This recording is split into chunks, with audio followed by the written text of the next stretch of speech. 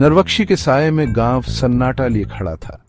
एक वीरान हवेली विस्परों और डर में डूबी हुई। लोग एक औरत की कहानियां सुनाते थे, खूबसूरत, रहस्यमय। उन टूटती दीवारों के भीतर एक दुखद अंत तक पहुंच गई। आत्महत्या, वे फुसफुसाते थे। उसकी पीड़ित आत्मा को शांति नहीं मिली। सदियां बीत गईं, लेकिन उसकी उपस्थिति बनी रही। एक छोटी सी जिंदगी की गोष्ठिया रिमाइंडर। नरवक्षी भुला दिया गया, टाला गया। डर की शक्ति और कब्र के पार के रहस्यों का प्रमाण। किसी ने पास आने की हिम्मत नहीं की, अंदर जाने की तो बात ही दूर है अब तक। रोहित, एक युवा पत्रकार, कहानी के भूखे ने स्थानीय अंधविश्वासों का उपहास किया।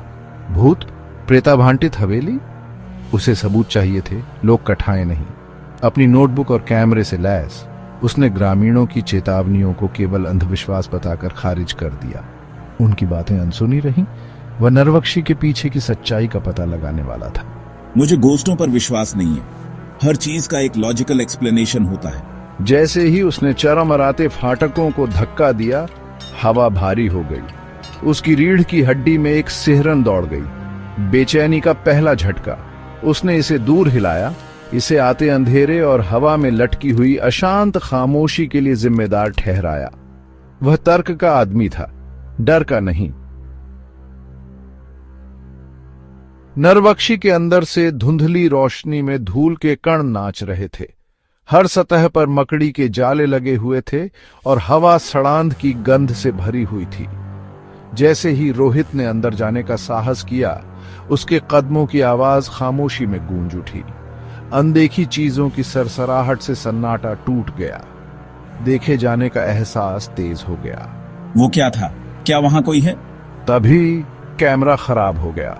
फ्लैश अनियमित रूप से फड़फड़ाया, जिससे दीवारों पर नाचते हुए अजीबोगरीब साए पड़ गए। हवा में एक ठंडी जगह बस गई, जिससे रोहित की त्वचा पर रोंगटे खड़े हो गए।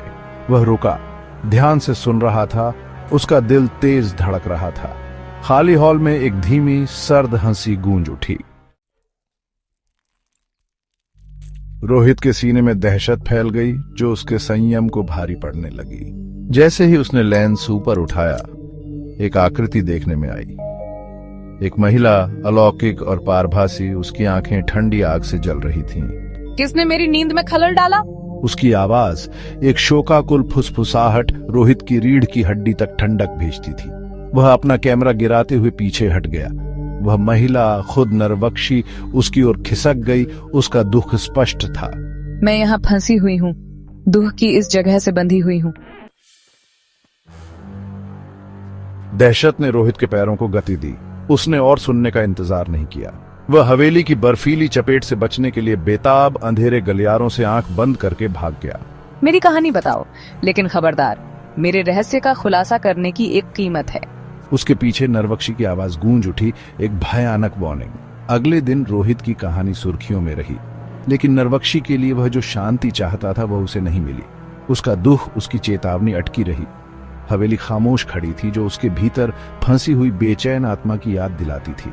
नरवक्षी की कहानी तो बताई गई, लेकिन उसकी पीड़ा जारी रही, जो दुनिया की सतह